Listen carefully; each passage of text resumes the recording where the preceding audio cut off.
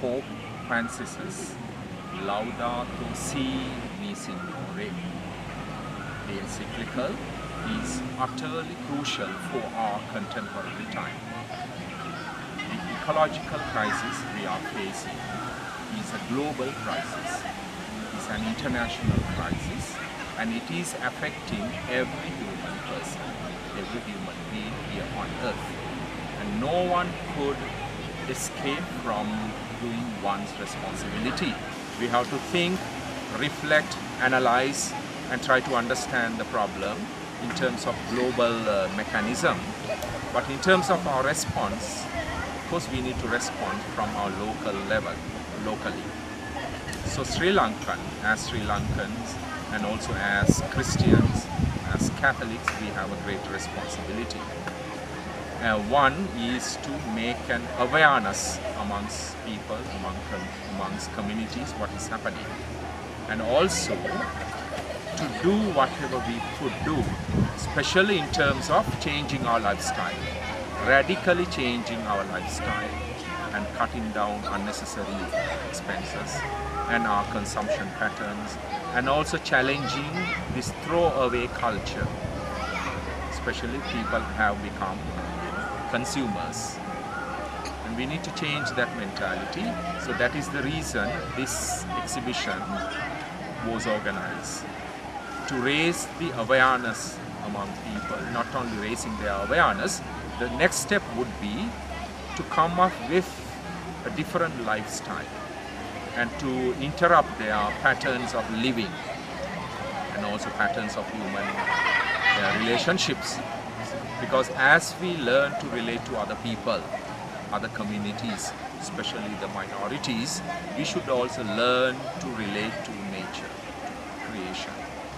And how we treat the poorest of the poor, the marginalized people, and the downtrodden and wretched of the earth, and also the small minorities, is the way we treat nature. They are like two sides of the same coin.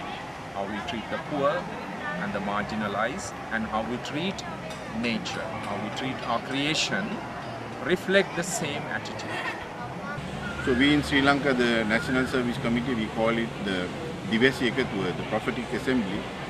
We in prayer decided that without organizing the usual prayer service or conference or anything like that, to pay attention to the encyclical that the Pope put forward in Laudato Si, and try to get that message across to our people.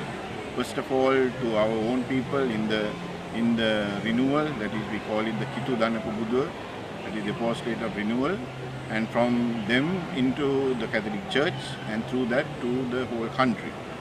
So that is the purpose of having this. So how we went about it is that, first of all of us read the book. We are fortunate to have a Sinhala, the vernacular translation, which was done by the Theologate.